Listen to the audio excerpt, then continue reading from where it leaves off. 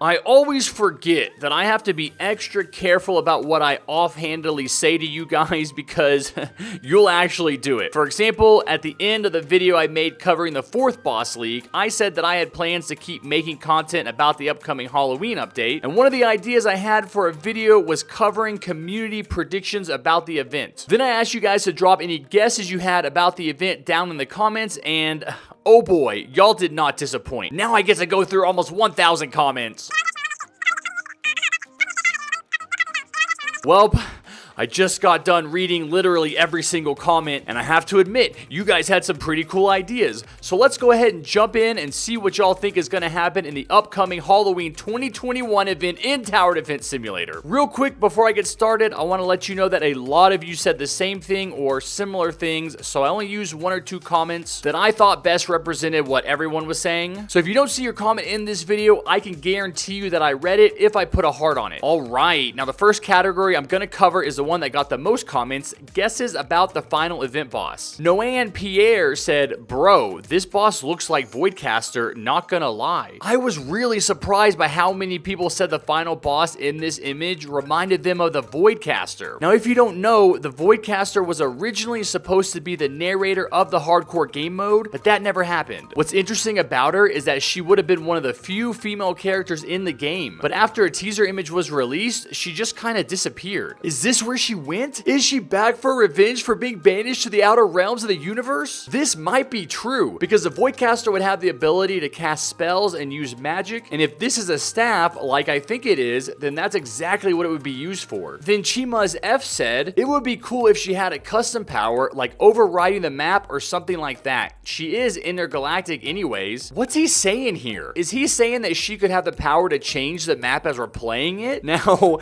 I'm pretty sure that's beyond Roblox's capabilities, but if he's saying that she should be able to override the map and change the path as we're playing on it, that would be sick. Just imagine if she could wave her staff to change the layout of the map so that during the multiple nights she'd give the zombies shorter and shorter paths to reach our base. This would be absolutely insane, but I don't think it's possible because once we load into a map, we're stuck there. Maybe the TDS devs could find a way to build a map that would change after a set amount of time so that it seemed like the intergalactic boss was casting a spell to change it. I don't know if that's what Chimaz is saying here, but that's what it makes me think of. Lucas Tan had another really interesting idea about the final boss having magic powers. He says, my prediction is that she has an awakened form where she becomes a warrior, but before that, she can turn our towers into zombies by controlling their minds, and then the towers could use their abilities to attack our other towers. I love the idea of her having 2 different forms. In one, she isn't able to stun our towers, but she can use her staff to make them attack one another. Now, this is something I've never thought of before. Can a boss attack and kill our towers? Well, as a matter of fact, it turns out that the Raider boss from the TDS Area 51 event could do exactly that. I had to go look it up because Artemis said it would be cool if this boss can kill towers like the Raider boss. So here's the Raider boss page from the TDS wiki, and sure enough, ability number 4 allowed it to shoot a powerful shot at a humanoid tower, killing it. This meant that the tower could no longer attack permanently and would eventually despawn. I think it's high time that we get this ability back in the game. Now here's something else that quite a few people mentioned. Niang Dim said, I think it's like a Pharaoh because of what it's holding, like the Pharaoh zombie in Plants vs. Zombies 2. Then David Allen Cladoro said, I think this is a desert event because she looks like the runes in pyramids or the woman that had no nose. Here, David is talking about the Sphinx. This is what it looks like. It's not really a woman as much as it's a woman's head on a lion's body. But again, we have someone saying that this boss reminds him of someone from Egyptian mythology. So sticking with the theme of Egypt and pharaohs and mythology, we have Ivy Late saying that she might be the sun. And then Aaron Roblox says that circle behind her is a solar ring. I think it's Solar Boss. This is pretty close to my guess about her because of what I'm seeing in the image. I think her name is going to be Solar Queen. But on the other side of that, Sofro comes along and says, I think she's the Moon Queen. This is also possible since she's intergalactic. She could be related to either the sun or the moon. Now, shifting gears, let's get into something I've said before. Horror Sands said that they think she's a queen necromancer. And then Frisky really lays it out by saying, what if she is a necromancer that summons dark necromancers that summon necromancer that summons zombies?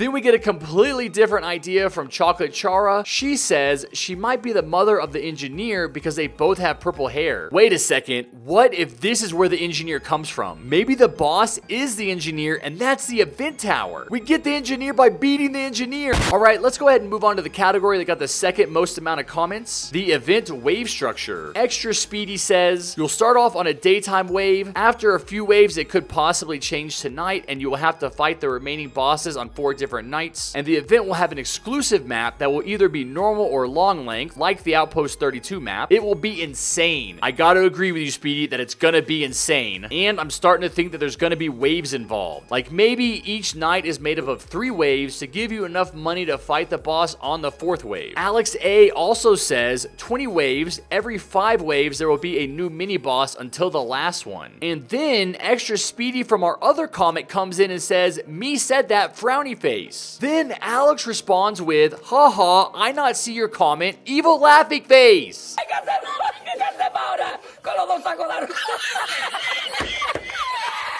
Now, Zor says something similar here, but with a twist. Maybe the night is something that if you beat night 1, there's another elevator for night 2. And I think no sums this up really well by saying maybe the nights are going to work like a normal game mode where there's 30 waves, and when you beat all the waves, you go to the next night. 30 waves for each night is a lot, but if the nights in this event are divided up into different matches, it is possible that there could be 30 waves per match. But after you beat it, you have to wait a few days for the TDS devs to add night 2, and then you can only play night 2 if you've already beaten night 1. Now, Alo and Berryboy19 say some interesting things here. Alo is basically saying that each boss has its own biome, and Berryboy points out that the devs have already shown that they can change the look of a map. Like after you kill the Frost Spirit, the map turns from winter to spring. Maybe this will happen 4 times in this event for each of the 4 bosses. And finally, Quiet Tulip says, I think you will be farming at daytime, and when it's nighttime, you have to fight the bosses, so you cannot farm anymore. So you have to use the most efficient way to farm and use your money wisely during the night. I definitely think there's going to be something weird happening with farming during this event, because you got to remember, you couldn't farm in either last year's Halloween event or the Frost Invasion event. So they're most likely going to change it again. Okay, let's move on to another super popular topic here, guesses about the event tower. The first comment comes from CEO of Cats, and they say, the event tower is probably going to be a Reaper kind of guy or girl. And Garrett Lowe has a really good idea when he says, I think the event tower will be a cliff tower due to the lack of really good cliff towers.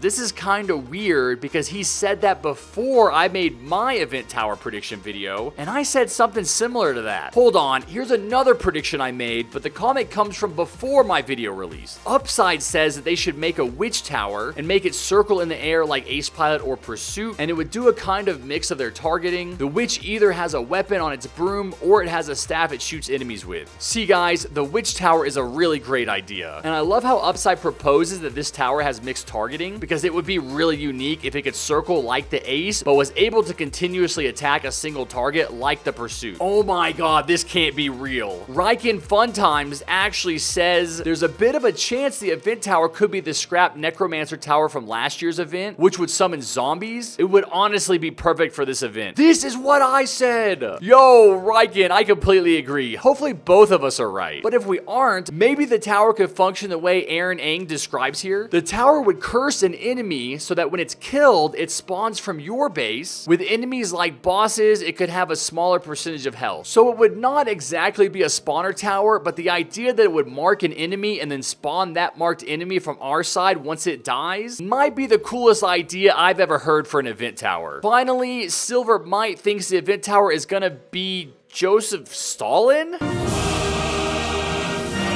Alright, now I have a few more comments to go over that touch on various ideas. The first 2 are about the boss themes. Tyler the Not So Animator says, me explaining how all the other leaked event bosses have nothing to do with Halloween other than Jax. I have to admit, Tyler makes a good point. I don't know how to explain this except to say that maybe the theme for this event goes far beyond just Halloween. Then Rickroll Dude says, since the first boss was fire themed, the second boss was water themed, the third energy themed, I guess the fourth was something some kind of Earth or something related to Earth. It definitely seems like the first two bosses were themed, but I don't know about the last two. Fire and water are opposites, so maybe that symbolizes how the final boss is able to use all of the elements against us? I don't know. Alright, moving on to the next category. People are now telling me that I can't simp for this boss because it's not the only girl boss. What? Jack Donahue, Ice Spearden...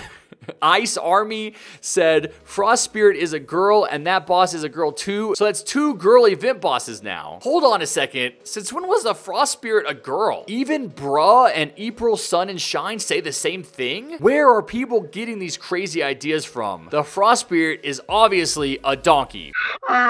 Another interesting comment several people made was about the event skins being the Phantom skins from the TDS Discord. Ida Bagas Katic or Pharrell Nayatama said this, and so did Just Brayer 11. Just gang, this is actually a really good idea, and I think I'm gonna try to make a video about my skin predictions before this event releases. Alright, now I want to mention a comment that shows why it's so important to have a female boss and female characters in this game. As I was scrolling through the comments, I came across this one from Carmen5635, and she said, I hope it's a female boss. I thought, what am I doing playing it if there are no female zombies or bosses? Only the DJ and she's singing and that's it? Of course, that didn't stop me because I play it and I'm a girl. I might not fit well in your list of subscribers, probably all boys. Well, Carmen, I want you to know that you're right. Most of my subscribers are boys, as you can see from my YouTube analytics information, but you are far from the only girl. And I'm glad you made this comment because it shows everyone why representation is so important. There are tons of girls that enjoy playing Tower Defense Simulator, and that's why we have got to have more female enemies, more female bosses, more female towers and skins, because when you're a guy and all the characters are guys, you don't really think anything of it. But girls should be able to play the game and see themselves represented as well. So I stand in solidarity with the gamer girls that want to see more girls in TDS. Give us some girl zombies already. Sheesh.